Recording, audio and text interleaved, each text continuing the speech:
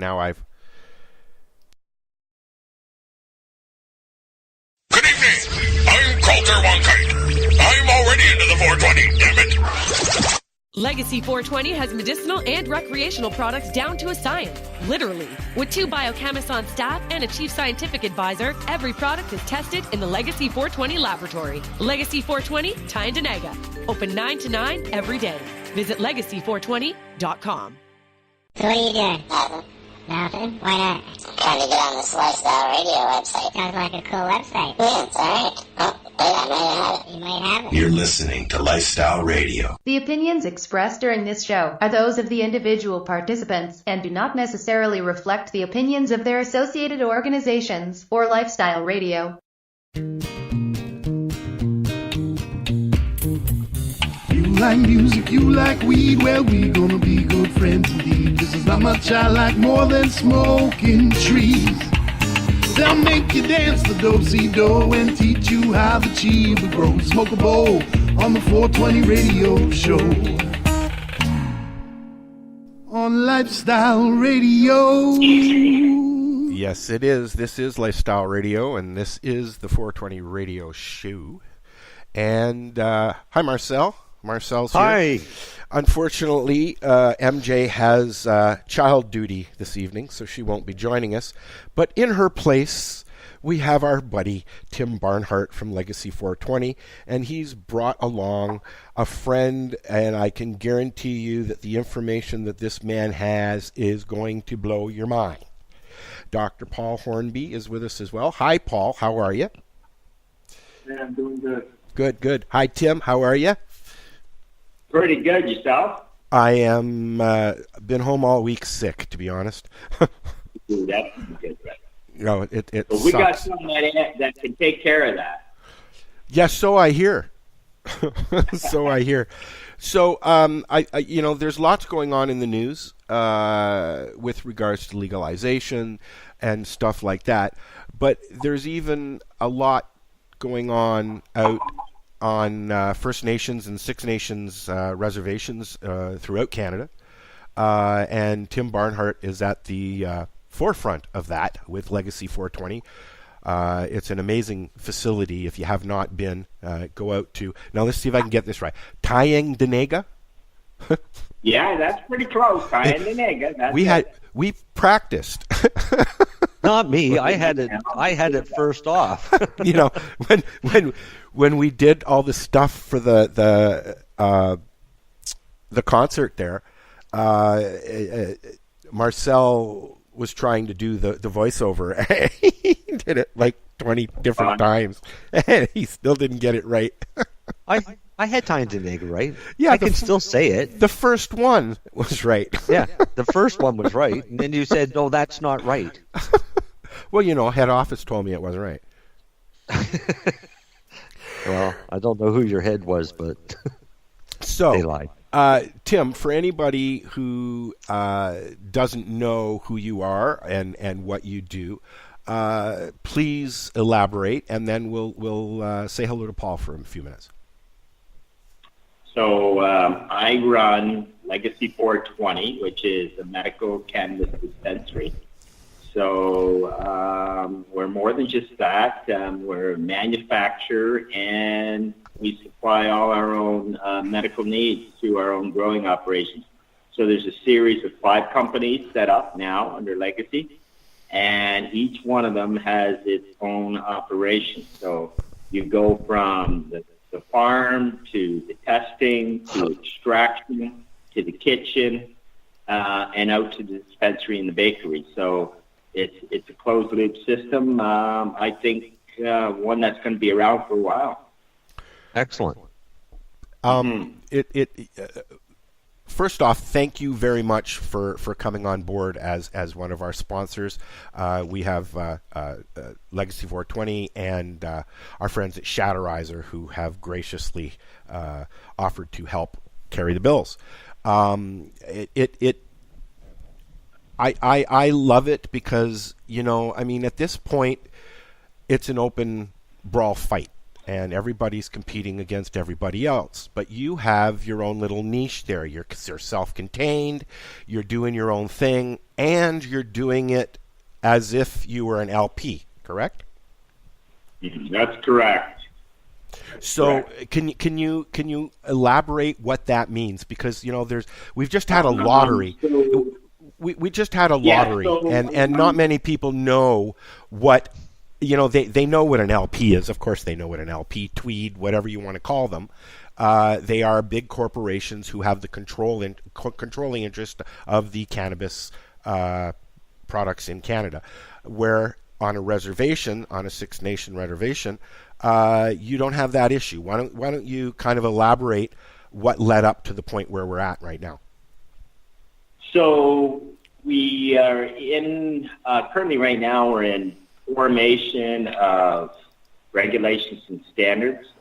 So I guess I should go back and say that when the program was first developed, the Cannabis Act, there was no consultation with First Nations. So a lot of First Nations became very concerned about some of the huge penalties, criminalization penalties, and the sovereignty and jurisdictional control, taxation. So there was a lot of issues.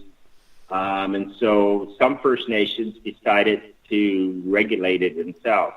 And since jurisdictional control lies with each First Nation, our First Nation was very pragmatic and chose to jump into this with both feet. So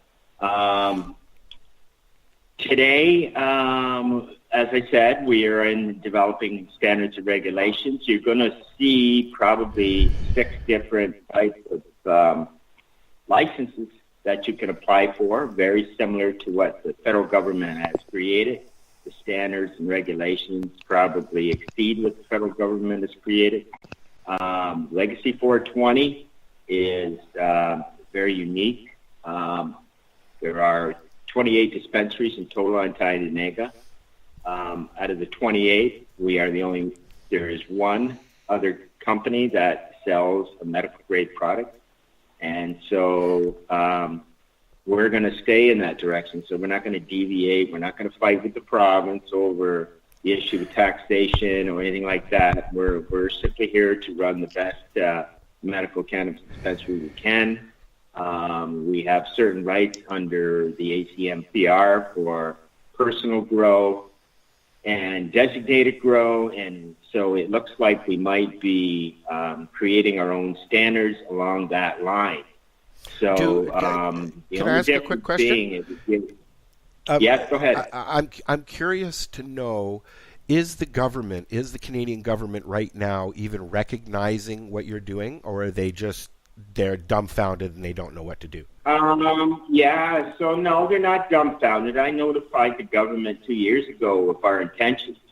And so we wrote a 5-page letter to the Standing Committee, and this was brought up in a subcommittee about jurisdictional control and what we were doing. I've been in business for 4 years, dispensing now for 4 years, and I've been raising a lot of ruckus all across the country on sovereignty and jurisdiction and not be included in any of the consultation that was happening across Canada at the time. So I've been out there. So I've been to the health minister. I've talked to Eric Costin, who's the Cannabis Secretary.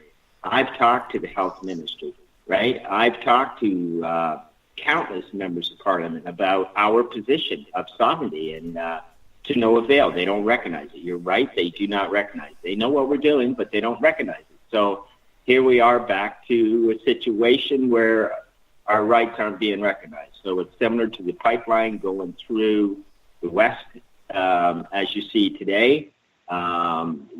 First Nations people, they want to they want to reconcile their differences with us, and that takes honesty and integrity, and I don't see any coming out of this government. Are you being controlled in any way? Like, can they actually? I mean, I've been hearing and seeing articles about raids on the res, and they're just going in full force. Are they going in with the res cops and the OPP or ICMP? How are they doing it? So that's how they do it. So each First Nation has jurisdictional control, and by that I mean they can create their own laws. And so what you have is some First Nations that are choosing not to opt in to this program, and they want provincial jurisdiction. So in order to have provincial jurisdiction, you got to invite in the provincial police to eradicate the system you got now and install a new system, which will probably be an LP-led system. So that's entirely up to each individual First Nation. There's 638 First Nations across Canada. Wow. From coast to coast to coast, and so everyone is going to come up have a different result, right? And that's just what you're seeing across Canada. There's a lot of First Nations that are opting in as well on a sovereign basis. So you're going to see that, and you're going to see probably a mix too of it, of privately held and corporate held. So and you'll see completely corporate held. So you'll see a whole mix, I think, across Canada, but mostly it'll be a sovereign move. Wow, I know that some reservations aren't allowing it at all. Some right here in Ontario. That's correct. And it's kind of baffling considering where they are, to be honest with you. Right. So in 2016, we created the National Indigenous Medical Cannabis Association. Since then, we've been able to establish branches all across Canada. We have members in every province, with the exception of Prince Edward Island, Nova Scotia, and New Brunswick. And we're diligently working on it this summer. But what we are is we advocate, educate, and regulate. And so since we've started that, you know what? There's been nothing but resistance from the federal government about not only matters of consultation but of capacity, and they won't. We're what NIMCA wants is the co-management of our own program. So that'd be us to certify our own growers, our own dispensaries, and anybody else that's involved in this business. There'll be we'll have standards and regulations very similar nationally, and it'll be up to individual reserves to tailor-make those regulation standards as they see fit to their First Nation. Yeah. But other than that, there you go. We're there to advocate and educate and regulate. So in that, I mean, there's still going to be differences all across Canada. So there'll be pockets of sovereignty, pockets of corporations, and a little mix across Canada. And most of the dispensaries that are open on reservations are not medical, correct? Like medical. That's true. So, and that's problematic. So their battle is going to be with the provinces. So I choose not to fight that battle at all and remain in the medical file. Yeah. And I advocate that for members too, right? So leave the recreation for the province and let them fight over that. Let's stick to medical sales and a medical grade product, and that seems to be resonating with probably a few of our dispensary owners. But across the West, they're talking holistic healing centers, and they're thinking all along those lines of pushing CBD right along with THC, if not CBD first. So you're seeing it happen now. Yeah. I'm a little disgusted with this CBD thing. I mean, I know, yeah, it blows my mind that what's going on, because you can walk into a corner store, pick up a CBD pen, and you're walking down the street and you think, oh wow, I've got a CBD pen. Yeah, a hemp CBD pen, and they don't tell you that. Okay. And they need to tell you that. You know what? That's such a great. You know what? We've been discussing this whole problem, the doctor and I and a few other colleagues, And we're there. So what you're seeing is the rape and pillage of people in need, right? So CBD in that low of a dose is simply placebo. So Legacy is totally aware of that, and we're coming up with a product that'll satisfy people's needs. So there shouldn't be a pen sold unless it has, at least 300 milligrams, right? And then you're at least getting a decent, and then you got to smoke the whole pen at once. So the recommended daily dose for CBD is 300, eh, Doc? Yeah. So, so it's really a rip-off is what you're seeing now. And then, of course, you've got all your, we've been diligently testing the stuff that people bring in. They're going, well, I have this product and it doesn't seem to be working. So we're bringing it in the back and test. And you know what? Most of it's placebo that's coming in. So the drops you're getting in the corner store, the pens you're buying in the corner store, it's junk. It's junk. And people are getting ripped off, and they need to realize that. Yeah, and let's explain why. I mean, the stuff that you're getting, the legal hemp stuff, the legal CBD stuff. There is no legal CBD. Hold on, let me finish. But as far as the human being walking into a store, seeing it on a shelf, it is. It's there. It's a product that they can buy very readily, and then they go home and they're sucking on their pen. They're going, woohoo, woohoo, this is really great, but it's not doing anything. So, I mean, people don't realize it, but that's hemp-based, and that's why it's not enough. You need a cannabis-based, right? Well, here's the thing now. Here's another... Okay, so what we've discovered in the stuff that they sell in the corner store, that it's actually synergistic, meaning it has the other cannabinoids in it. So although most of it is marked incorrectly, okay, so it's labeled as, say, for instance, 0.05 CBD, when in effect it's 0.3 CBD and a 0.2 THC. So... They can't none of put it that we tested is actually accurate on the labeling on what they're saying is in it. But more importantly, there's always seems to be cannabis where there's CBD, so which is telling me they're using a cheaper oil, right? So a hemp oil. Okay. So it's a problem. So we need to be able to boost those rates, but unfortunately you've got government regulation now stepping in, and then south of the border, you've got more rhetoric with CBD there. And so I was hoping we'd get some pragmatic regulation around growing hemp, larger percentages of hemp, for instance, a 15 to 30% CBD, so that we could start bringing the price down. But I think we're going to have to do that on reserve only or under some sort of special condition. So really, this regulation is really about medicine. Are they going to try and regulate the hemp market as well, like that, like the CBD market? They already are. They already are. They are, eh? Oh, yeah. Wow. Mm-hmm. It's Marcel fell asleep. Yeah, asleep. hang on. Doc wants to add a few things. Oh, I wish you would, Paul. I was actually going to suggest that we take a break and then we'll come back and talk with Paul. How about that? Okay, perfect. Okay, cool. Just give me 1 second. He's got to remember what to do now. No, people always message me when I'm on the air. Well, maybe they have a question. No, it's not a question.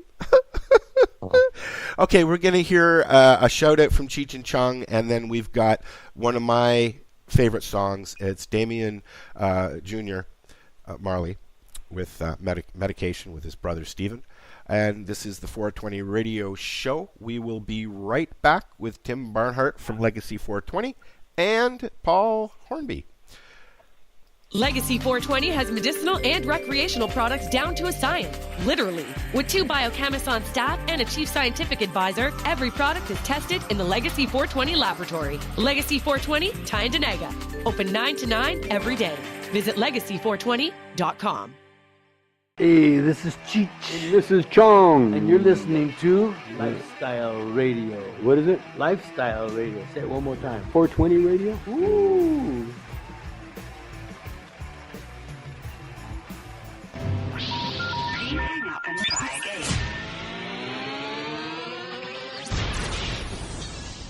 You're listening to Lifestyle Radio. All I know is I'm here today, I'm healthy, and I use medical cannabis, and I'm thankful. I achieved complete clinical remission from the cannabis alone, and I would rather be illegally alive than legally dead.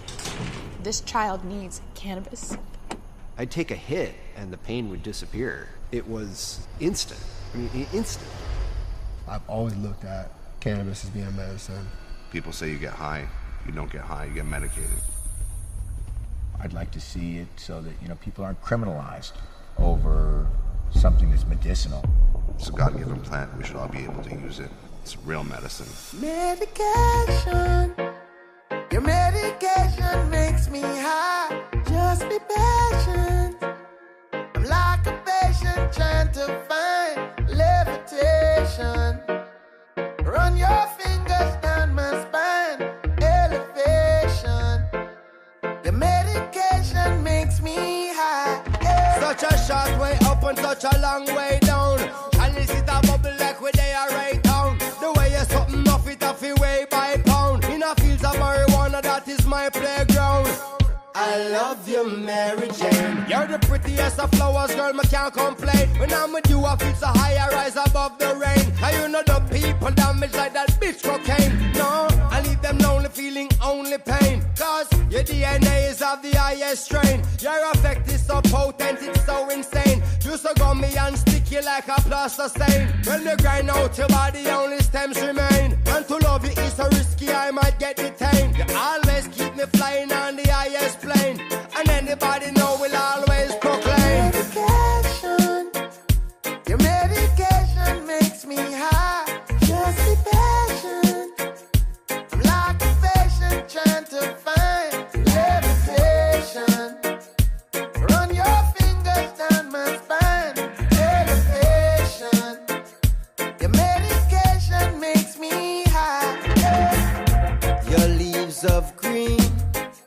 Your purples and blues has cured little kids and old women too. And I say to myself, what a wonderful herb. And I say to myself, what a wonderful herb.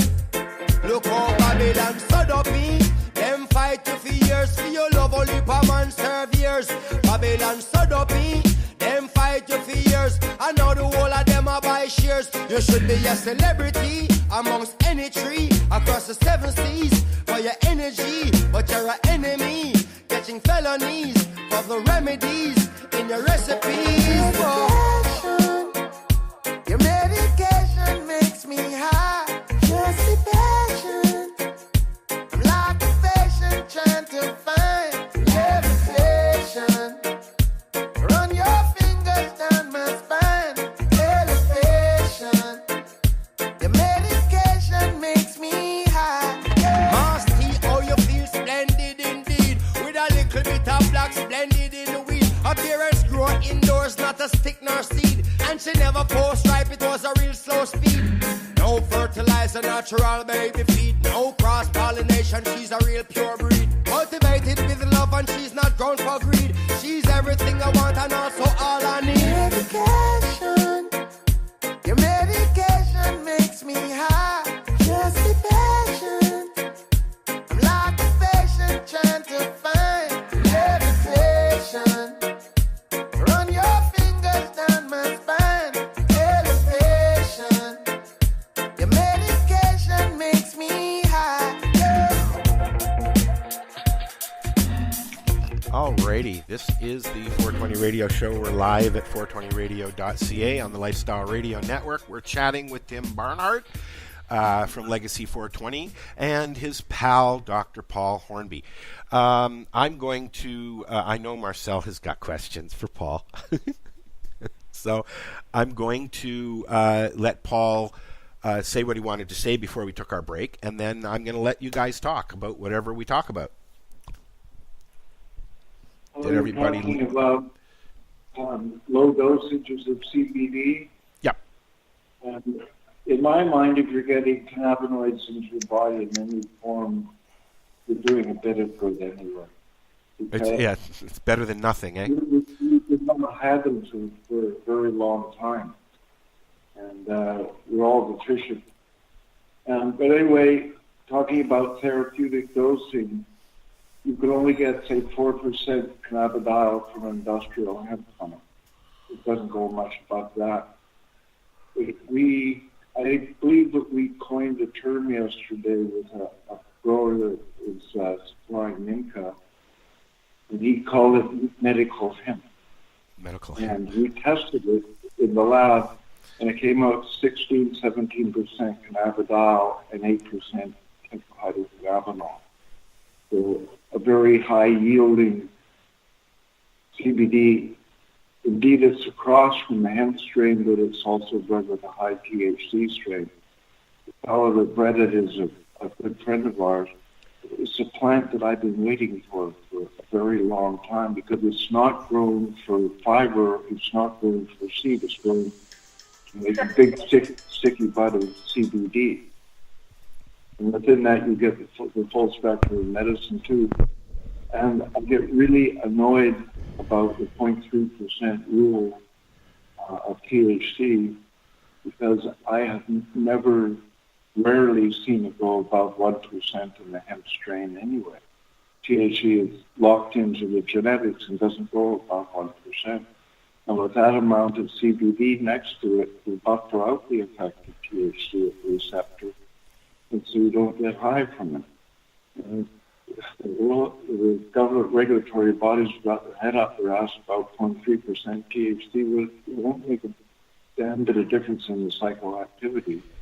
I don't know just go with the genetics. The genetics determine the amount of CBD and THC ratio anyway. And I've seen miracles with that type of medicine. You know, one of the miracles you've seen is Haley Rose. I know that. We had Cheryl and Haley on Pace Radio on Wednesday, and sorry, what was that? You're going to have to come a little closer to the mic a bit because we can't really hear you, Paul. I visited Cheryl and Haley last week in Vancouver before I came out east. Oh yeah, I actually have her on. She's listening to the show, and I'm chatting with her on Facebook. She said that you were talking about this strain that you just mentioned, actually, with her the other day. Yeah. Can you tell me or explain to me why? Here comes the question. Why it works? I mean, in layman terms. I mean, Haley is a very sick little girl, and it gives her some form of a life.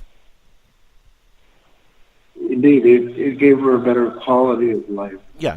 I'll tell you a bit of a story about how we discovered the strain we now call Haley's Comet. It's actually what I call a 50-50 or a 1-to-1 strain, meaning equal CBD and THC concentrations. But anyway, Haley was brought to me by her mother because her mom took her to Mark Emery's Lounge in Vancouver. This is 2006. And smoked her up with a vaporizer and immediately noticed a change in her mood and her pre-seizure activity. Mom had read about cannabis being effective for epilepsy. At that time, Haley was having as many as 10 to 16 grand mal seizures per day. And her family and mom and sisters and the whole family was devastated by the seizure frequency. Anyway, Cheryl brought Haley into my lab, which was in the second dispensary in Vancouver at the time. I had my lab there for 5 years.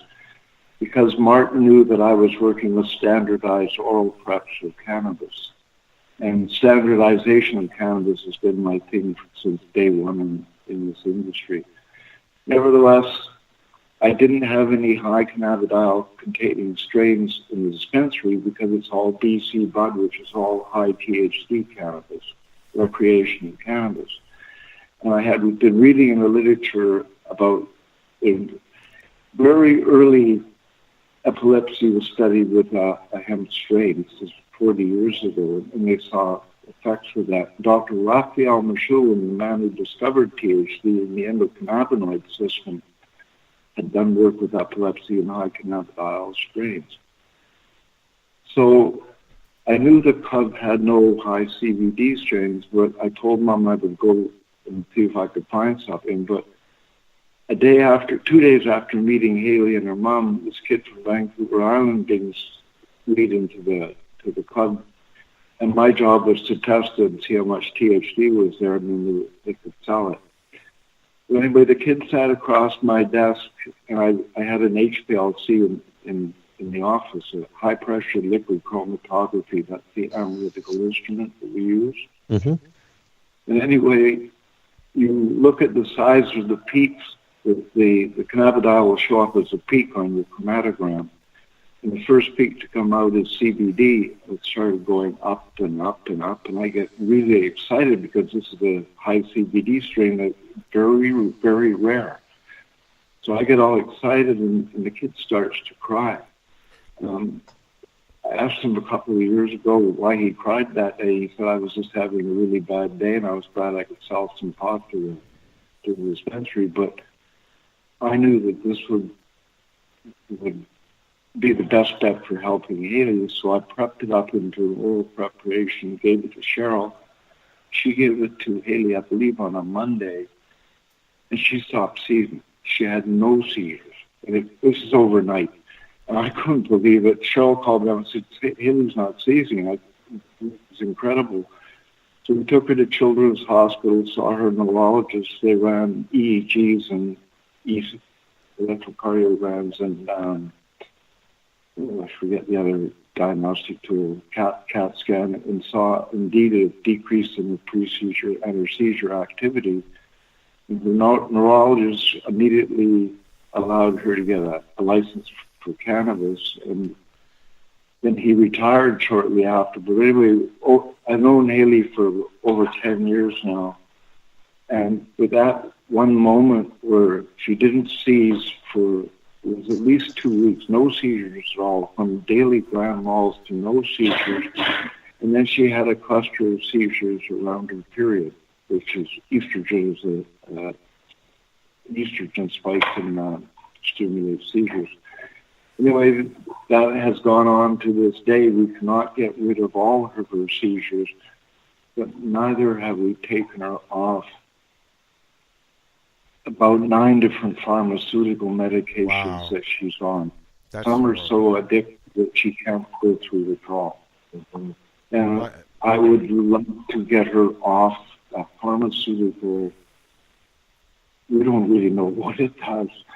It's very experimental medicine, and just to keep her on to the cannabis and the high THC strains, because we've seen it in Europe, we've seen it in South America, we see it in Canada, America, where cannabidiol is very effective in reducing seizure frequency.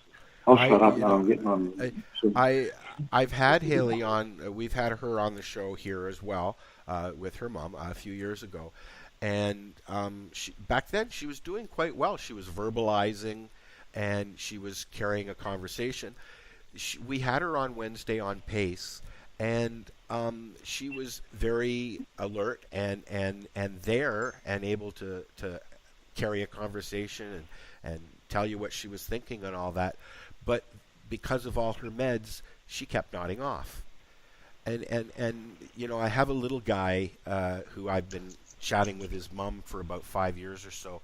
He was up in the 200 seizures a week range, and after introducing cannabis, he went down to maybe 2 or 3, if that, a month. So, Yeah, we see this a lot. Yeah, a significant reduction in frequencies, but it's very difficult to rub them all out. Right. Yeah, it was amazing, when she first introduced a drop or 2 of tincture. He's bedridden and nonverbal, but she messaged me and said, "Al, I was cleaning the room, and James was following me with his eyes. He was scanning me as I was walking around the room and vacuuming with a big, huge smile on his face." And it's like, that's what it's about. It's about that little bit of relief, giving a child or an adult, anyone really, some relief so that they can have a life. Yeah, quality of life, absolutely. Yeah. You were going to say something yourself? No, I was going to say that's my goal, is to improve quality of life. I don't guarantee that I can cure anything, but I can definitely help you feel better. Well, that's the thing. We used to say, when I was first learning about cannabis and all that, somebody said, cannabis, cannabis will take your pain away, but it's not really taking it away. It's more like it's masking it. Is that true? Like, it's not actually stopping the pain. It's more like making you not remember it's there. Is that a no? That's what narcotics do. Okay. That's the whole idea of narcotics. From the chronic pain problem. The best description I heard of the effects of THC for chronic pain was a fellow who we used to nickname Metal Man because he packed more metal in his body than any person in Canada. He said that it moves the banging drum to a distance. The banging drum of pain moves it away to a distance. Why is it that, I have neural pain, I have diabetes, and a few other things, pain-related, fibro being one. Why is it that, when I wake up really sore, I sit down and roll a joint, and then I just take that first drag, and everything just goes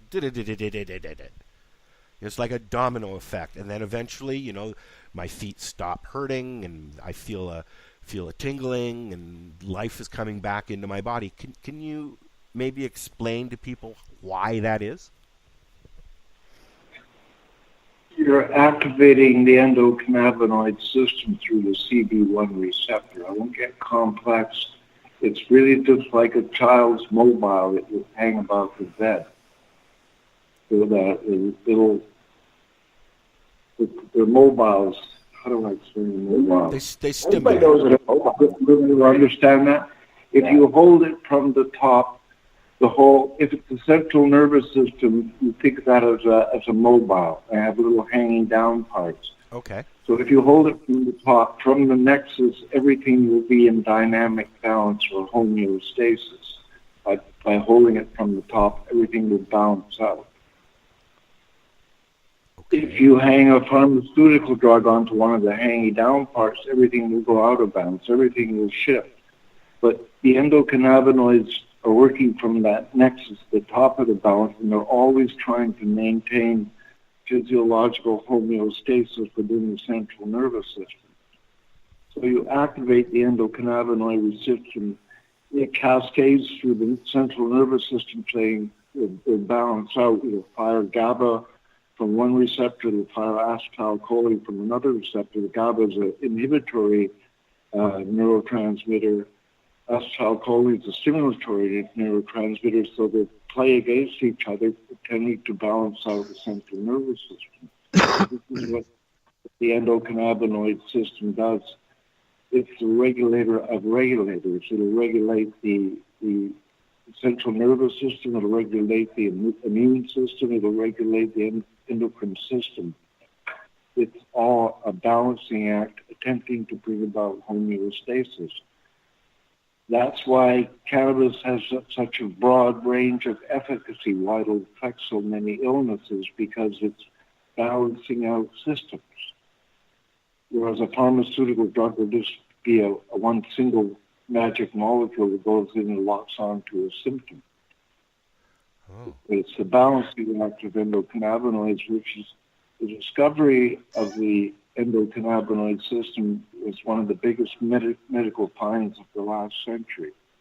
Right next to insulin and the discovery of the structure of DNA. It's a major, major medical find. I don't think we've even comprehended it yet. The power of the cannabis plant has the power to revolutionize modern medicine with what we call the entourage effect in the endocannabinoid system. It's a new understanding of human physiology. Once I thought, shut up, plug it on long rants about this. Well, you've officially blown my mind, Paul. But no, it was a very good way to describe. I understood that. Yeah, it was a very good way to describe it. Yeah, I appreciate that. One of the things that I love about doing this show is I'm forever learning, and I get to have conversations with you and Tim and a host of other people. Do you have anything that you want to get into, Marcel? You said you had a bunch of questions. No, most of my questions were for Tim. Can I just say one more thing? You can say whatever you want, Paul. I am here on a mission, and it's been since last spring that I set on this mission with the help of a whole group of people. Tim is very much my commander, and I actually worship him. But anyway, I came here with a mission to somehow curb the number of opiate deaths that are occurring, particularly in the indigenous communities, which are 3 times the rate than is happening in the streets in Vancouver. People dying daily from opiate overdoses. Cannabis is probably the best harm reduction agent we have available to us. We've shown in the past we can get people, reduce opiate consumption, get people off completely. And now with legalization, we can get them off the opiates and give them a meaningful job in the cannabis industry. There's 8,000 jobs available right now. We can train them as growers, extractors, packagers, retail sales. We can taper them off opiates and give them meaningful employment. Can I ask you? I'm not high saying this. This is a mission, and we've already started it, and it's feasible. And we can not only do a harm reduction study, we can do a cost reduction study. We can save the government that paid $10,000 a year for a methadone addict. We can do it for $7,000. Wow. Yeah. Wow. We do a thing called HOPE, the Hamilton Opiate Prevention Experiment, every other week at the Lounge Guntonistas where I hang out. And we have regulars come in and get packs. And, they keep telling us, please don't stop. This is even if it's, once or twice a month, it helps, Sure, we can get crystal meth addicts off. We call it hippie crack. It's actually shadow. We give them a crack pipe, tell them to go through the same ritual, and they get a big hit off of high THC cannabis, and often go and lie on the couch rather than going out looking for another hit of crack. Get a crack. So we break the addictive cycle. Using shatter, you said? Why not? That's a good idea. That's yeah. a very good idea. Yeah. So they get the same ritual, but then they tend not to do the usual. Well, yeah, I could see that because, I love my nectar collector, but let's be frank, it's a crack pipe. And it is, the same procedure. It is. Okay. Yeah, it is. That's your crystal meth pipe. Yeah, but if you put shatter in there, it does. Yeah. Yeah, they could use the same pipe. Yeah. We can do a let's switch campaign. Yeah. It's all about harm reduction, guys. So it is. Yeah. Yeah. And whatever works. I I'm a big fan of the Shatterizer. I consider it probably one of the best microdosers on the market. I put a little ball in there in the morning when I get up, and I go about my day, and it's hanging around my neck, and it's there when I can't stop and roll a doobie in the car or walking down the street, and it's very non-cumbersome. You can't see it. You don't know it's there until I pull it out, kind of thing. That didn't sound so good. you pull it out often, Al? Yeah. Yes, I do. I do. I will admit this. I do. I'm just teasing. I know. I have another question for Tim, though. Yeah. And I meant to ask this one earlier. And my question is, have you heard anybody complaining about being harassed by cops after they leave the reserve? I have heard. I haven't, small scale, so there have been people who have their products sitting openly available. Right. So they've been charged with not paying a tax, similar to what they do with the cigarette. So it's a contraband type thing as opposed to illegal. So that's how they're treating it. Are they fining or are they taking it? Well, you know what? I really can't say because both times I've seen it, it's been tobacco and cannabis. So it was a fine given with the tobacco, but I don't know if that included cannabis too. So I'm not 100% on that part. So there, if you're listening, put the tobacco and pot in the trunk and lock it up. That's what I tell every people. I say get a box, leave it in your trunk, and lock it up. Yeah, that's what I say too. And then they need a search warrant. They can't then, under the current legislation, they can come and grab you up to 2 hours in your home. But if you've got a lockbox in your car, they need a search warrant to open that box too. So, well, technically, they need a search warrant to search your car without probable cause. Well, they should. But not according to the new Cannabis Act. Right. That right has somehow been circumvented. I guess that no longer is in the Constitution. Is that what we're led to believe here?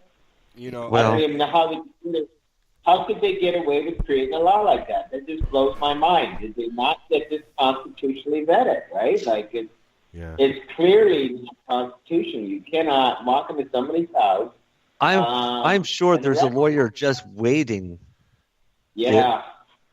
for the first person to be charged because they'll jump all over. I bet you Jack Lloyd, too. The thousands of people who can't afford a lawyer, that's who I'm worried about, right? The 10,000, 20,000, 30,000 people that will be arrested and charged, and they can't get a fancy lawyer to do a constitutional challenge like I can. So you know what? That's what worries me as always is the folks that can't afford it, and there's what this crime and punishment regime is really built for, is designed for, is the people that can't afford it, right? So you're blacks, you're indigenous, are going to face, as the old legislation, with the new legislation, it's going to be twice as bad because there's twice as much punishment to it. Yeah. So we got a huge problem, for sure. And it's no wonder the cops are asking for more money. They have 50% more crimes to now cover. So more offenses means more police enforcement for sure. So, and I just hope that our First Nation leaves a lot of that nonsense out of our regulations. It's just craziness. Yeah, it's a bit of overkill.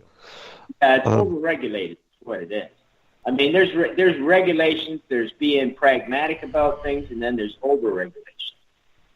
Right, like all LPs are mandated to spray their product with herbicide or pesticide. I mean, there's 3 applications out of that Health Canada LPs that are actually filed for organic. So my question is, what the hell are you feeding our patients then? If none of that product is already, so you're meaning to tell us that you're feeding us medical patients something that's not only sprayed with a pesticide and herbicide that's mandated by the government, but also radiated. So there's no medical value or very, very little medical value left to that plant as it's radiated. Really? So, yeah, really. And so I say this is another class action lawsuit just waiting to happen. Wow. We're going to take another quick break, guys, and we've got another pal of ours, Darcy Pitman, who's going to call in and join us, and I'm sure that you'll have fun talking with him, Tim, because he's the master grower at Truro Herbal Corp. an LP, but an LP, it's an LP with a twist. Yes, yes. It's a patient. Yeah, I'm digging it. A patient by patient LP that is coming into the market, and they are working very diligently to remain within the medical community like you are. So this is the 420 Radio Show. We are live here at 420radio.ca and lifestyleradio.ca. Let me think. What was I going to say? I can't remember, so we'll go to a commercial. That's what we were going to do. No, I just looked at the screen and I saw. I'm going to put a song on because this whole situation really doesn't make sense. And it's by the Killing Time Band, and it's a song that they did a few years back now, which is still very pertinent because in Canada we are legal, but they have basically. The Canadian government has basically stripped the medical community, those people who really need it, those people who were instrumental in having this whole legalization happen in the first place. They've been left behind. So we'll come back and we'll talk with Darcy and Tim and Paul and Marcel and anybody else who I can come up with in my brain. What is Darcy's last name? Pitman. Pitman, yes. Yeah. We'll be right back. If I can hit the right Legacy 420 has medicinal and recreational products down to a science, literally. With 2 biochemists on staff and a chief scientific advisor, every product is tested in the Legacy 420 laboratory. Legacy 420, Tyndonega. Open 9 to 9 every day. Visit legacy420.com. Tug lightly on this bowl of mine. Well, my screen has seen some better times. Well, my buddy poked a hole, now my weed falls deep inside. Please tug lightly on this bowl of mine. Catch the Reefer Reporters every Monday around 4:20 p.m. Eastern Time, only at 420radio.ca.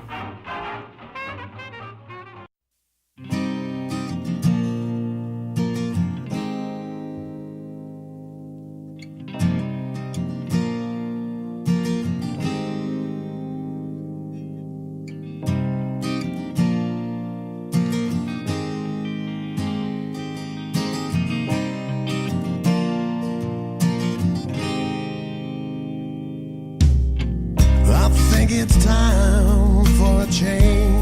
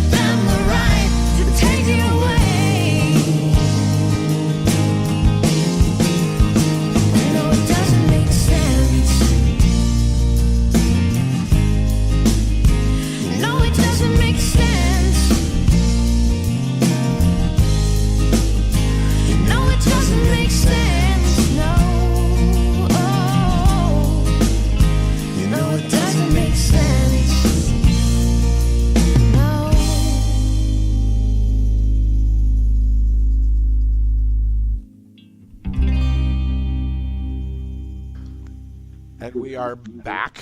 This is the 420 Radio Show. We're live here at 420radio.ca, Lifestyle Radio Network. And Darcy Pitman has joined us along with Marcel and Tim Barnhart from Legacy 420 and Dr. Paul Hornby. Hello there, Darcy. And how are you guys this evening? I'm sick of being sick. I'm getting over my cold. I feel great. Yeah. And I just got one.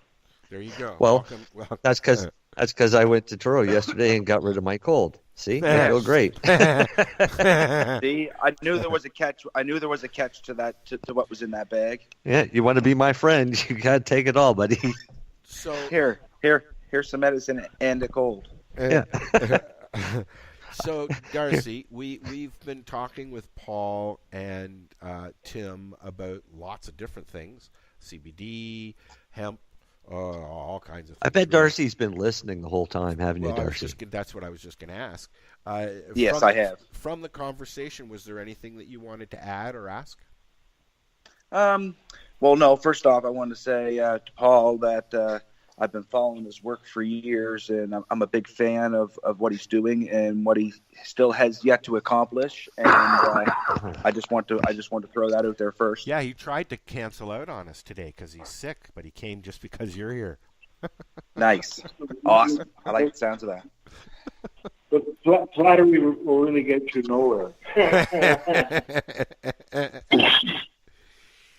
But on a serious note, I follow your work, and like I say, I'm a big fan of what you're doing, and that inspired me to get into the growing for patients and making sure they have quality medicine, because cannabis is a healing plant. It saved my life. I was taking an astronomical amount of pharmaceuticals after my forestry accident, and if it wasn't for cannabis, I'll honestly say I wouldn't be here today. So it's a miracle plant, and there's still so much yet to be discovered with this plant.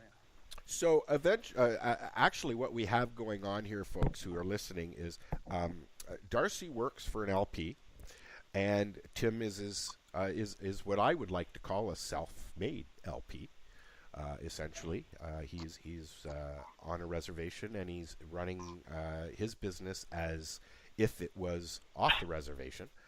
The difference between a government LP and a indigenous run business is not that big of a difference, is it?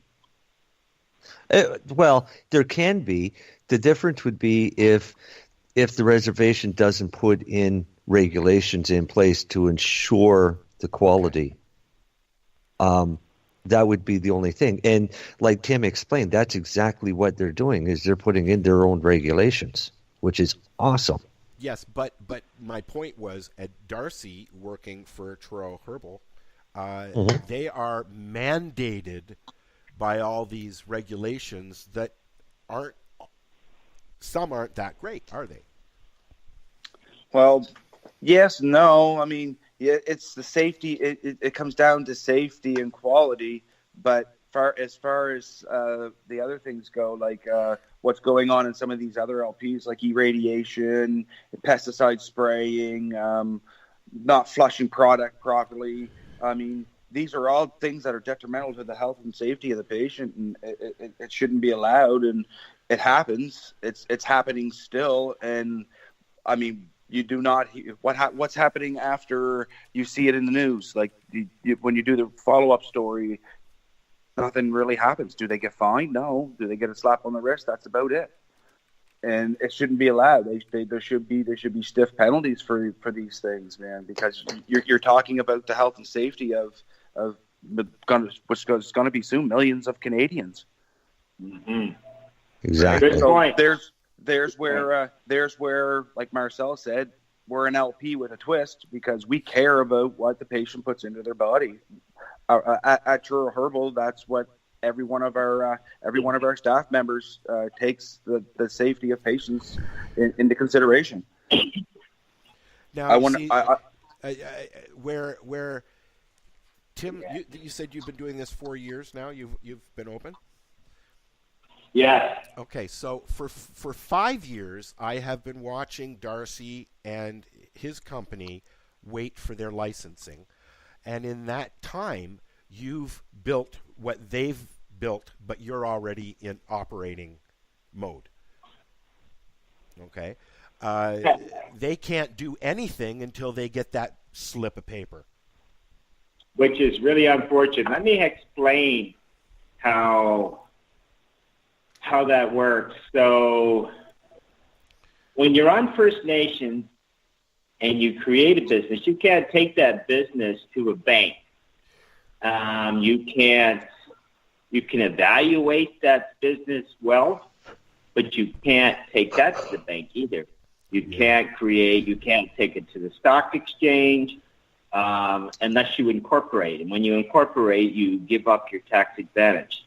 And so you're playing, So for those reasons, I knew that and I knew that we had the right to do this is the reason why I took off very early. I was the first guy on a First Nation across Canada to do this and started a big-time trend. And so to me, this wasn't really about the plan. It was about sovereignty and economics is what it was about. So, so if I hadn't have done it this way, there'd be no growth at all. Yeah. To me, it sounds like it would be. It's a really expensive thing to do from a personal standpoint, because I mean you got to hold all your money somewhere and you can't put it in a bank. So I mean, and then you can't go stuff. Buy a rock mill, a rock company, and build shit. Yeah, so if we all believe in what we're doing, we all put our money where our mouth is. And so I've been growing cannabis for almost 40 years and growing it commercially for about 16 years. And so all throughout that time, it's always been going to a medical people. And so that's never changed, right? So those core beliefs that I had then are alive with me today. So all the money that I do generate from this business, I shouldn't say all of it, I'd say probably 50% goes right back into infrastructure and building future needs. So in addition to that, you've got an annual payroll of $3.7 million being injected locally. Not to mention all the people that are coming and filling up gas and cigarettes and all that other stuff, stopping at the restaurants and gift shops and stuff like that. So it's a huge economic spin-off for First Nations who do decide to regulate and standardize them themselves. And I think more people should be looking at this as an option of maybe getting away from the province entirely and maybe starting to renegotiate some of these agreements we have with the federal government. Are you able to invite non-Indigenous people onto the res to work and have businesses, or no? What at Legacy and a lot of other First Nation businesses do, we strive to employ First Nations people first. Yes. So we generally put a call out to members first, and then when if we don't get any returns on that, we'll go to other First Nations. And if we don't get anything there, then we'll go to the wider community. So right now we're about at an 80-20 mix of First Nations people employed. Some of higher level jobs have gone to outside community members, but they're all local, and they've all gone to the local colleges, and they are paying their way through their college loans now. So it's all doing what it's supposed to do. It's keeping people employed. It's keeping this product in the hands of organized crime, and it's keeping it out of the hands of children. So it's doing exactly what the federal government had wanted it to do, and we're a working model, and they have not yet come down to take a look to see what we created. Really, nobody from Health Canada has been. No, so nobody from the federal government, period, has been down to see it yet. I've been in constant contact with them on this file, so they're fully aware of what we're doing and what I built here. A state-of-the-art facility, self-sustainable, seed to sale with tracking, and a POS system. That's all ready to go. So we were ready to go in October 17th. We were ready to go last month. We're ready to go now. So we just need a license from our nation, and off to the races we go. Wow. So how long do you think it'll be before you get your licensing from the First Nation? So they're hoping to have licensing up in April, and then start tackling other issues like standardized grow, micro grow, standardized cultivate, or standardized processing. So they're breaking it up into various divisions. Okay. And going to hammer away at the standard regulations as they go along. But the first one to be done is dispensing. Are you allowed to legally offer your products off the reservation? So we're working on that right now. If we do, we give up our tax advantage. So how it's working is you have to come to the reserve and actually do the purchase for us not to charge a tax on it. Okay. So we lose that tax advantage once we operate a store off the reserve, or we do, for instance, an e-commerce business. Then you're subject to tax if you get caught. So, and I do this quite legally. There is no getting caught. I don't want to get caught. I've always been out here, front and center, so I don't even want to try moving off the reserve at this time. Yeah, that makes sense. I have a question for you. What do you use for packaging? So we use standardized packaging, similar to what the federal government has mandated. So it's child-proof. You can't see through the product. We follow all the regulations. We'll talk later. Right to a T. Yeah. We'll talk later. Yeah, I have an interesting conversation to have with you about packaging. Yeah, that's for later. Yes. Oh, come on. No, you'll like it. Oh, you'll love it.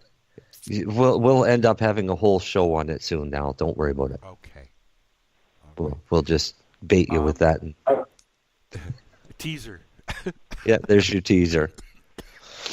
But yeah, we'll definitely have a conversation with Tim. Awesome. I have a question for Tim. Where'd he go? Yeah. Oh, there he is. Are we going to be seeing the headstones again next summer? Probably not. Oh. So the concert, although it was a huge success for me to be able to do that, to host actually the first rock cannabis concert in Canada. That was the first. We were able to pull that off, but it was very costly. Yeah. So I spent probably close to $250,000 directly with that, and we didn't have enough of a profit margin. So I think probably what we're going to do is have a customer appreciation day at the grounds, and maybe get some local talent in and grow it that way, grow it locally, and hopefully morph it into something big. Good. I enjoyed it. Yeah. I had a great weekend. I did too. I thought the quality of the music was excellent. You know what? We had a bird's eye view on everything, Paul. Paul was beside us there, but to be able to go and literally hang out in the pit with Hugh, who didn't want to be on stage, he was like out in the crowd the whole night. It was a different atmosphere than I've been to a lot of concerts, and it was a totally different atmosphere than I've ever been at. Mm-hmm. Mm-hmm. Yeah, I got to admit, I did like the non-alcoholic part about it. No alcohol out. It's The vibe was entirely different. It was nothing like I'd ever been to. It was so polite. Actually, people left piles of garbage just in little piles, neatly stacked. Yep, and so you had to pick up, maybe a couple dozen little piles neatly stacked. And so they made our job a lot easier. Very respectful, very happy, very jovial crowd for sure.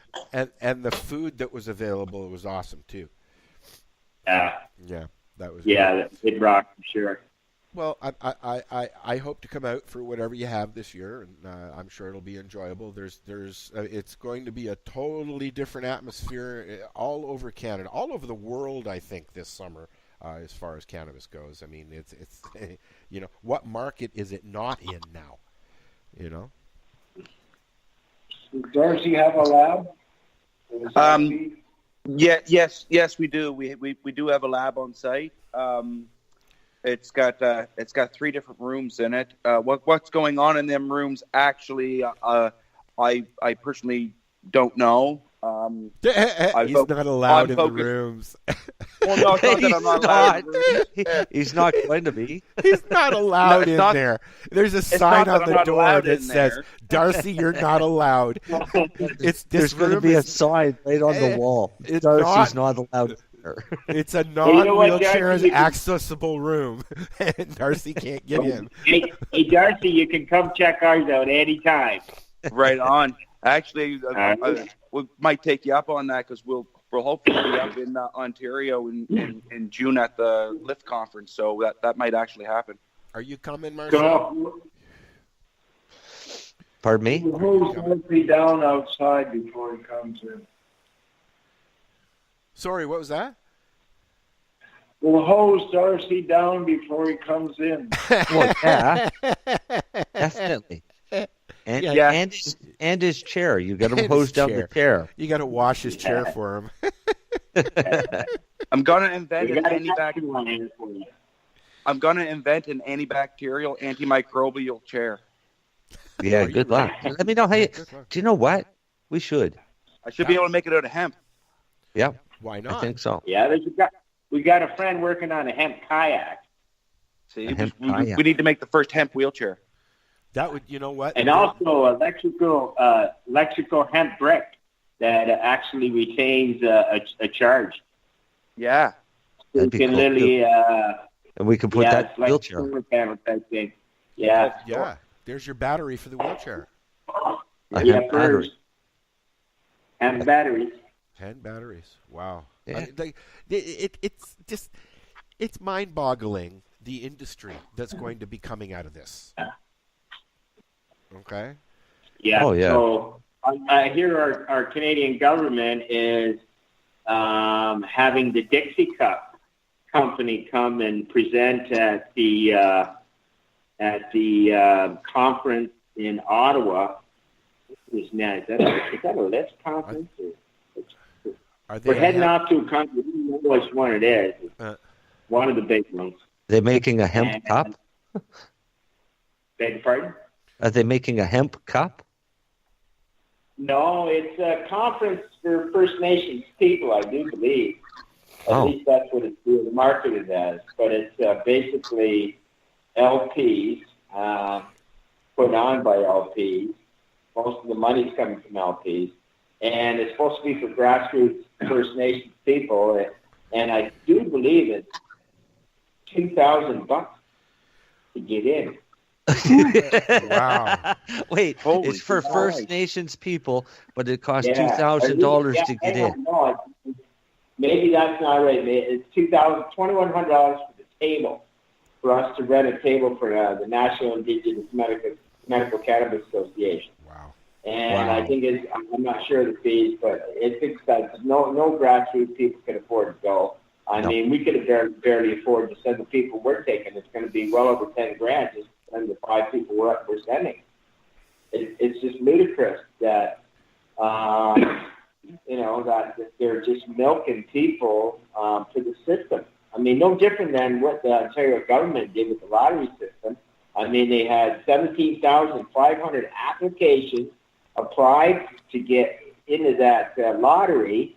with 25 states, I mean, that certainly is a lottery. But they made a grand profit of $14 million out of it. Just each person had to pay a $75 entry fee. Yeah. You know, so what are they going to do? Start introducing 25 at a time for the next 5 years until their mandate's done? Well, yeah, because then they can make all that money. $14 million for every 25 dispensaries. That's a pretty good revenue. You got you know, they're trying to pay for boating trips and stuff, you know. So. Yeah. They're paying for the enforcement issue. Yeah. Yeah. What do you have do you have dispensaries on the res? Or not dispensaries, lounges? Do you have lounges out there too? No lounges yet. Why is that? Liability. Okay. Liability. Okay. Yeah, so the roads, they're already deathly afraid of car accidents. And quite frankly, so am I. So I know the effects of this when it's concentrated because that's all I do myself. I vape concentrate, a very potent concentrate. So I know its effects, right? I've seen people hit the floor, right? Grown men my age who've got high cannabinoid tolerances hit the floor like a ton of bricks. And I've had friends of mine drive 20 minutes away, 20 minutes, and have to pull the vehicle over. So, yeah, I've done that before with people with what is the safe level, right? And what is not only the safe level, but what's the safe time, I should say. Not so much the level, because we all have a different tolerance. Yeah. But what is the safe time when you deem a person, okay, like he's had enough, like what is that safe time? And until I see an industry standard, if you will, coming from the industry, I don't know if I want to get involved in that, right? So liability, it follows right back. It follows under the alcohol laws, and so liability traces right back to the bar owner, which will be the dispensary owner. It's the same thing as the owner of a lounge is responsible for that person walking out of the door, getting into their car, and driving down the road and having an accident or worse. They are responsible for that, just like a bar owner does. You know? I mean, thank God it doesn't happen very often. Okay? Because, I mean, most people have common sense, right? Well, they tend to have more common sense when they use cannabis, not when they use alcohol. Well, yeah. I think the big issue though is when you're mixing. If you're out having a good time, get in a cab and go home. Yeah, definitely. Yeah. Yeah. There you go. There's the solution. Like, I mean, I hear what you're saying. I'm in a lounge 3-4 days a week, okay, hanging out all day, watching all different types of people from all different walks of lives, and it's everyone has one common goal, and that's to enjoy themselves in a surrounding where they feel comfortable, and most people.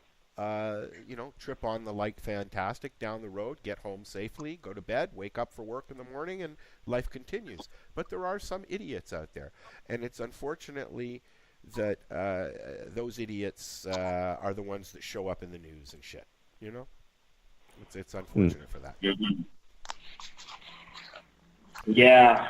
So, and that's exactly what the government needs, is just somebody just like that get in a terrible automobile accident, so they can say, "Hey, look, I told you we were right." They're already doing that. They already do that. Yeah, the advertisements. All summer long, going back and forth between here and Hamilton, I'm seeing Tweed up there. I'm seeing Aurora signs up there. Buy our stuff. Let's ask a question. Who is Tweed? What is cannabis? Blah, blah, blah, blah, blah. Doing everything that they're not supposed to be doing, advertising. And now, all of a sudden, there's no more advertising on those billboards except for the big Mad Health Canada tweed drug driving campaign. Okay, you drive down the QEW, and you see a big pot leaf on a sign that says "impaired is impaired," and then you see a little bottle of pills and a little needle down below it. But the pot leaf is the most prominent thing there. Well, because it's so dangerous. Don't be messing with that. Evidently. It's bad for you. You know what, guys? That's the moral authority speaking there, right? So that's no different than the temperance movement of the Prohibition era, right? So even more so now with the changing of the guard at the province of Ontario. So you're going to see more of that rhetoric for the next 3 or 4 years. But in that, you're going to see many dispensaries opening. So they're going to say one thing and do another. Yeah. Economic and voter power is really what's going to take the day. People overwhelmingly in Ontario and across Canada support legalization and deregulation. So they'll say one thing and do another. You're going to see those big pot signs just for them to say, look, we're doing something. And why they're doing that, they're going to be selling millions and millions of pounds of cannabis every year. So let's try not to get too concerned about the current rhetoric. Court challenges and business are going to pave the way to a system that's going to look entirely different in 5 years. It's going to be much like alcohol. There's one thing the government can't prove, and that is that there's any harm. So if they can't prove harm, then they can't regulate. So the next court challenge should be with that in mind, right? So here we got substances like alcohol, right, and gasoline and flour and sugar that you can buy copious amounts, enough to kill yourself, right? Yeah. I can go and buy hairspray, and what they do, I don't know how they do it, but the kids are inhaling that, they right? Huff it. Yeah, and pain and stuff like that, right? And here we are worried about a substance that's never killed anybody. You got people really, dying. You got people from dying eating Tide Pods, for fuck's sakes. Right. But again, now girls, teenage girls are boiling used tampons and getting stoned from it. Oh, yeah. Yeah. Okay. Holy God. What's this world coming to? Hey, honey, let's go out. It's Friday night. Let's go out and we'll get some Tide Pods and some used tampons and have a party. have a good old hoot nanny. Yeah. Yeah. You know, and here we are worried about this innocuous plant, right? It quite frankly is bizarre. So it gets back to the bigger question as we got back to the turn of the 20th century, and that is, it's the big industry, right, guys? It's the hospitals, it's pharmaceuticals, it's the petrochemical companies, right? It's the paper industry, it's the cotton industry. It's the same people. It's the same industry. It's the temperance movement. It's the religious right. It's the Catholic. It's the same people, and that's what we got to recognize, is that science, thankfully, this time we've got science behind it, right? And people that are now awake. We didn't have the internet in those days, but today we have rapid exchange of knowledge and education. So that's what you see going on all around the world. Everybody's waking up to the efficacy of this plant. Yes. And it's miracles that it holds and yet to be discovered. And they're making their choice, right? And they're moving away from the pharmacology and moving into holistic. And I think there's nothing but good things down the road for this plant. Oh God, I hope so.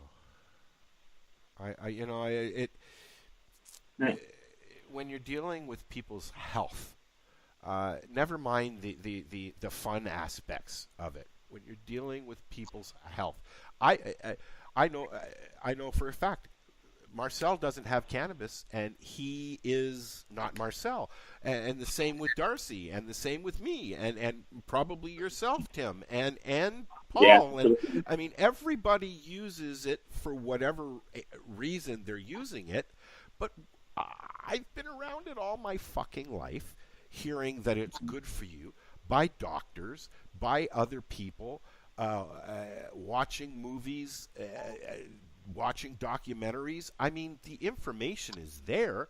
Why is it so hard for people to get the proper information, though? Okay? You just said it. Because it works. That's right. That's why. Because of the huge move away from the pharmacology. Yeah. That's why. They're so coming on board. My doctor out.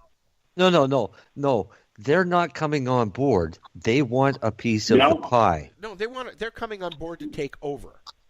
Well, yeah, they want a piece of the pie. Yeah. So what we're seeing happen now is we've got our recreation, we have our home grows, we have our 4 plants, and companies like Shoppers Drug Mart are going to control the medical side of things. That's what I see. They hope. But it's not just Shoppers Drug Mart. It's not just Pharma Plus is in it. All of the big pharmacies are in it. Even some small pharmacies, as we know. Wink, wink. Hi, Darcy. Correct. That's correct. That's correct. I just caught that, Al. Yeah. I knew it was coming. That's the way it was going. Yeah, that's what happens when you sit beside me for 5 years, Marcel. Yeah. So guys, those groups you just mentioned are the people that I mentioned at the turn of the last century, turn of the 20th century. Those are the same group of people, right? So it's pretty much the same players. Yep. The LCBO got the handout, right, to control the licensing in the provinces. So it's basically, alcohol sales are going to take a huge hit, up to 20-30% hit. So here you go, guys. Is it the LCBO that are really controlling it, or is it the AGO?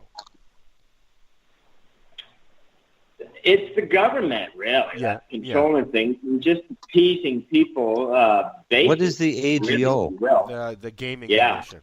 Or AGC. Is it AGC? What is it called? Is it not all the same? Is it not all the same? Yeah. I mean, it doesn't matter who's it's the government. It's all it is the government. You're right. Yeah, you're right. It's going to be an interesting ride, guys. Indeed. Fun. Change is good. I don't mind looking at the TV through the cheap seats. I've been doing it a long time and sitting here and watching some people win and some people lose, and some of those people that are losing don't deserve to lose, and some of those people who are winning sure as fuck don't deserve to be winning. So, it's. Yes, it's going to be fun. Everything is subject to change. It is, and it is changing. Yeah. It is, you're going to see a lot more court actions coming. I mean, we've got a lot of trials waiting in the wings right now, already. Yeah. It's just a matter of time and how well the arguments get presented to a judge. How many challenges do you think there are now? Already? I don't know. There's probably going to be 6 or 7 that I can see right off the bat. I think there's 3. There's 3 down here. 3 in Nova Scotia alone. Yeah. That's filed already, you mean? That are filed? Yeah. Yep. Yeah. Yeah, there's way more to come. Way more areas. Holy. Yeah. So listen, guys. We were kind of primed for it as soon as they announced that we had to get ours from a liquor store. So that just opened the floodgates for challenges. Do they have to separate it, Marcel? Separate what? The cannabis from the alcohol areas. It's a separate. It's a separate room. Okay, but it's in the same side of that room. In the same building, you go in the liquor store. They've got a little room off to one side or whatever that you go in. It's like walking through a maze. Yeah. You know what, guys? So we don't even have a room anymore. Yeah, you guys still get yours through the mail, eh? Alcohol. Yeah. What about the guys who are the people that are using it to abstain from alcohol. That would they be gotta walk right by the hard liquor in our liquor store. You gotta walk right by the hard liquor to get into it. So let me guess, so the liquor is the commission, casino beside it, or? but the liquor commission's response was, "We're not selling medical products. We're only selling recreational. If you want medical, you can buy them online." Yeah, I told you. See, that's where the patients can sue under that, right? So well, that's why we have so many court cases coming. Yeah, like it's just wow. I believe they're calling it recreational cannabis, so we don't take it seriously as a medicine. Yeah. Go out and have fun on it. It's not a serious medicine. That's because Health Canada refuses to admit that it's a medicine. The government never took it seriously as a medicine. It was forced on them by the courts. That's why we had so many court trials since the year 2000, just to have rights as patients. And what did they do? They come out with a program that took away all our rights. We got an injunction to keep our rights, and they had to come out with a new program. And that one is still just as broken as the last one. Yeah, every one of them has been just as bad as the last one. Yeah. So the MMAR, the grandfathering of those applications, that's all good. But there's no mechanism for us to sell that product, right? And that's what we're trying to do here on this reserve is try to institute a mechanism so that band council can allow that sale. And so you'd be able to bring a medical grade product basically from the back greenhouses to processing and then out to dispensing. So seed to sale and full traceability within a 2-acre piece of property. Right way to do it. Mm-hmm.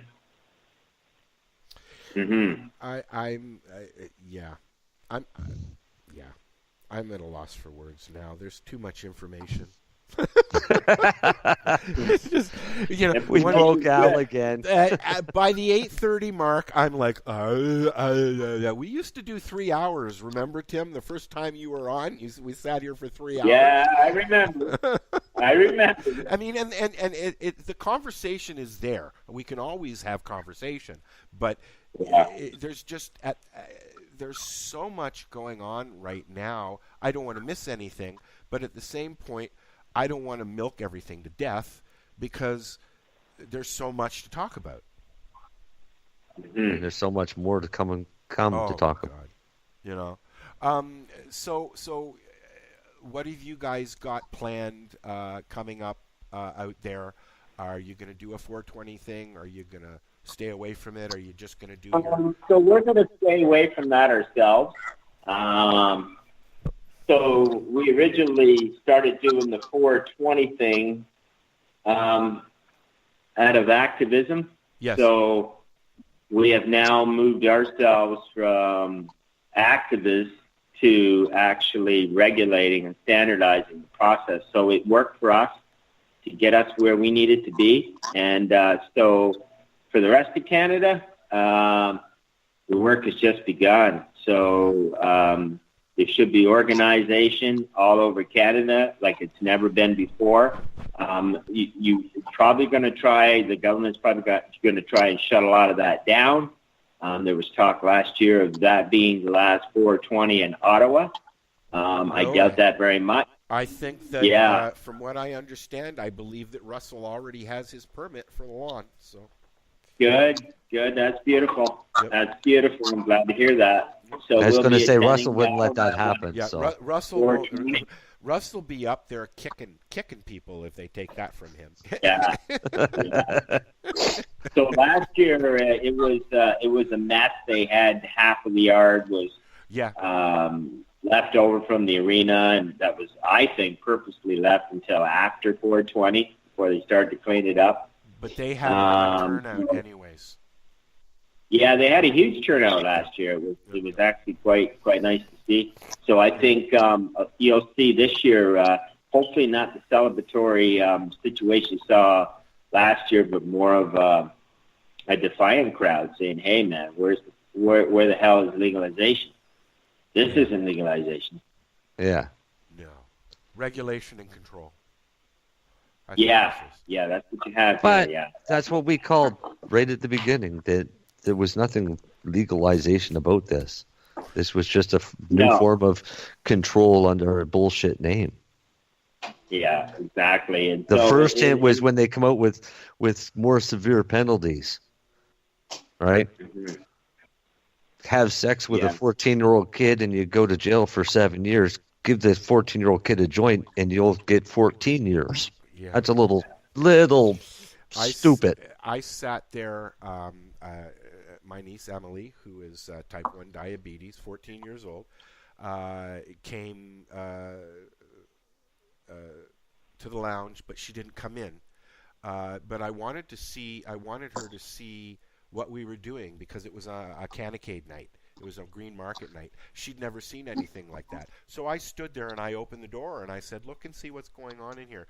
And she loves it. She thinks it's amazing. I mean, that's what we're doing now is we're setting up things for her generation to be able to use cannabis in a means that they want to, without any bullshit. Yeah. I have a 16-year-old here that's already told all of her teachers that she's going to work in the cannabis industry. Well, I mean, Emily walks around with one of those, those pop-up things that you can put on the back of your phone so you can lean, puts it on an angle. Yeah. And I won't say which place it's for, but it's from an LP.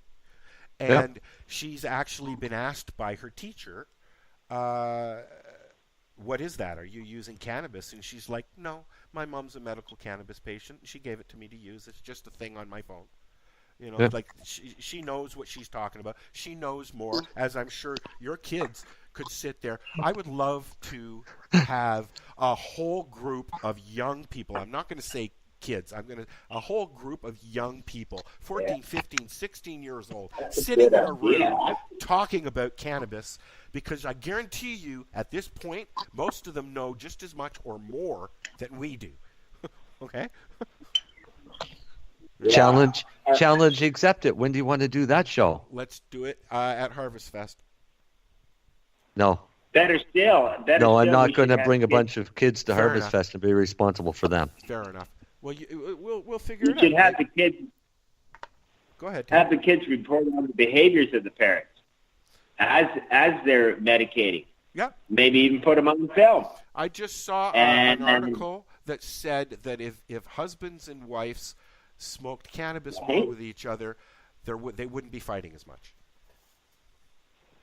Well, I don't know about that. I don't know about that. I don't know. Either, but we don't fight here, but we never stopped smoking cannabis. So, I mean, we don't fight here either. But I don't like to share my cannabis, so she got to smoke her own.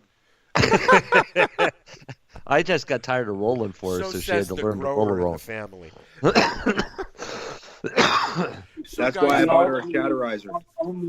Instantly cure nagging wife syndrome. Say that again, Paul? It can almost instantly cure nagging wife syndrome. Oh, hell yeah. Eh? Yep. Yeah. Yeah, I just make a salty chocolate ball. That'll shut her up. Oh, God. Don't even talk to me about those things. That shut me up. They're delicious. That shut me up in the back of my car for 3 fucking hours, Marcel. I know. But everybody loves my salty balls. Yeah, well, it's pretty bad. I got a pretty bad, Marcel, when guys come to you and tell you that their wives love your salty balls. Oh, I know. I'm sure Chrissy has something to say about that. No, she thinks everybody should love my balls, and she's quite surprised that more guys don't. I've been married to the same girl for 40 years. So see, smoking cannabis, you might still fight, but you're still together. There you go. I want to give the guys a few minutes each to give a little plug. Let's start with Paul. Paul, you're hanging out with Tim at Legacy. Tell people what you're doing and what you're getting into these days. My job is to tune up the quality control system to make it as good or better than Health Canada is suggesting. Put it this way, I've been involved in quality control for many years, and I know the rules before I break them. And it's simple enough to set up a quality control program. It just requires keeping things clean, sanitized, and records kept, and methods validated, and so on. But I know the rules Health Canada wants us to play, and we'll do that here on the res and with the Band Council's approval, and we're doing the same thing anyway. Awesome. So my job is to really ensure that the medicine is quality, no mold contamination, no pesticides, no heavy metals, clean product, and it's standardized, and it's going out to the people that we serve. One more point, all any regulatory board looks at is product safe and is it efficacious, meaning it'll do what you say it'll do. So I've been about that with cannabis since day one, testing it for safety and efficacy. And I found it's pretty damn safe. It's really hard to kill somebody with it. Yeah. And, unless you potentially add poison. Or unless, of course, you have a few pounds of feet hit a tree. A pound hit you in the head? Yep. It's pretty squishy. Paul, I thank you for what you do. Your reputation speaks for itself, and it's an honor to know you, sir. It really is. Tim, I'm sure you got stuff coming up and going on. Tell us about what you've got going on. Oh, Bryce, we've got a couple of conferences. I'm heading up to Northern Ontario to Sudbury to do a conference, a 2-day conference on cannabis, and so I'll be speaking. The doc's coming with me, so there'll be me, Dr. Hornby, and Kathy O'Coin, and Kathy will be speaking on quality control and standardization.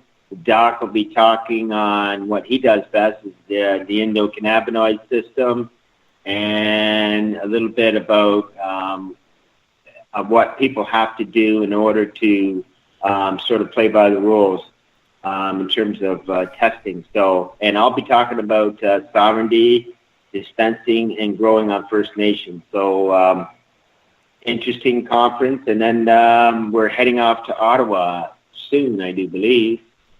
The 21st of when? February.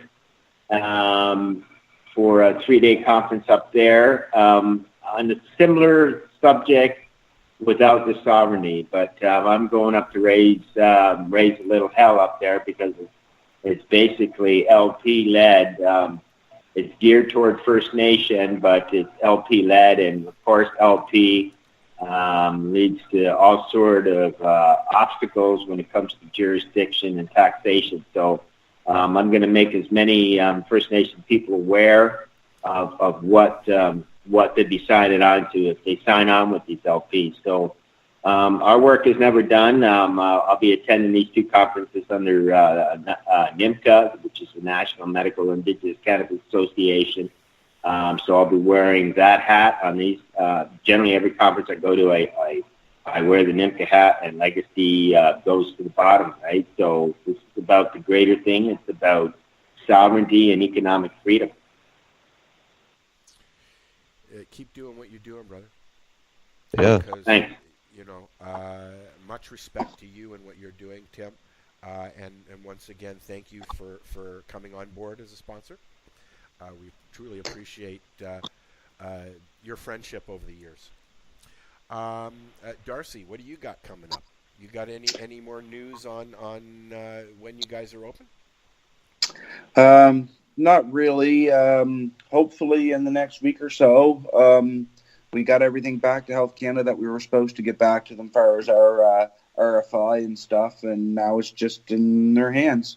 Awesome. Well, good luck to you, brother. Play that waiting game. Yeah, play the waiting game. Hurry up. Yeah. Is anything you want to throw out there, Marcel? Nope.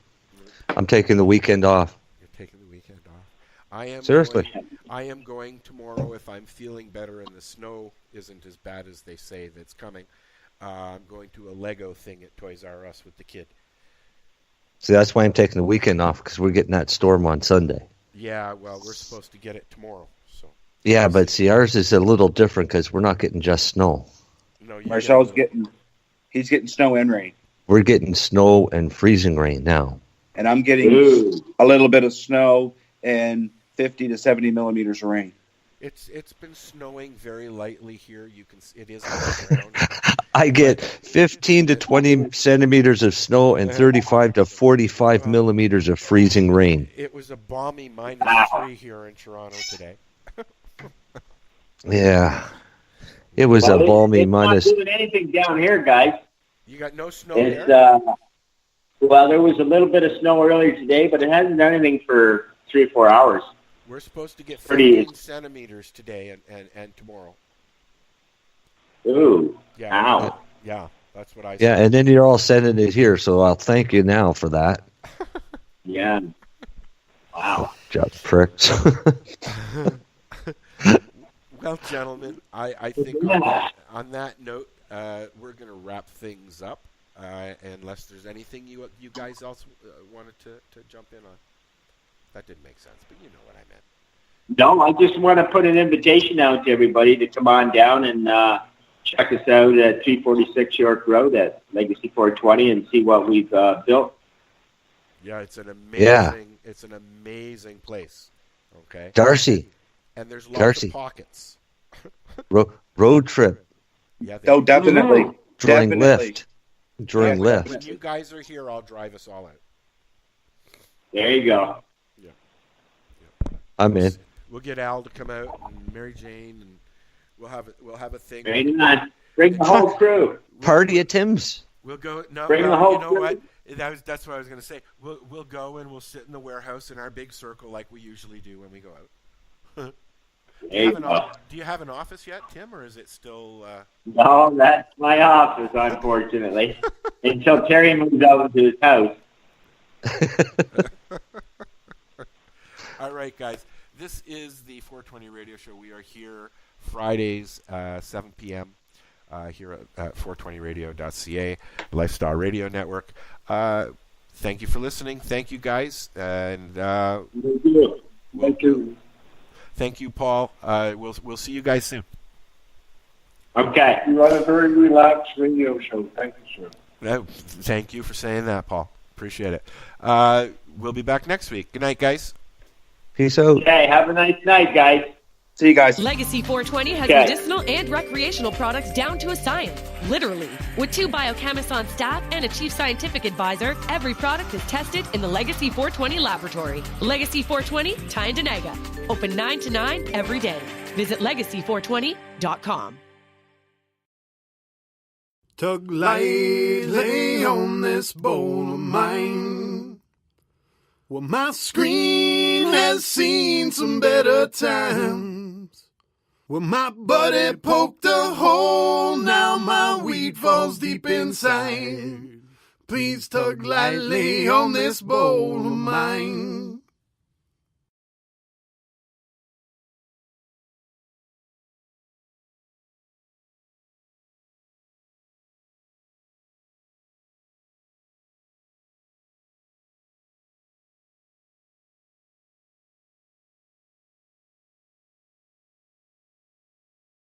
So what are you doing? Nothing. Nothing? Why not? I'm trying to get on this Lifestyle Radio website. Sounds like a cool website. Yeah, it's alright. Oh, yeah, I might have it. You might have it. You're listening to Lifestyle Radio. The opinions expressed during this show are those of the individual participants and do not necessarily reflect the opinions of their associated organizations or Lifestyle Radio.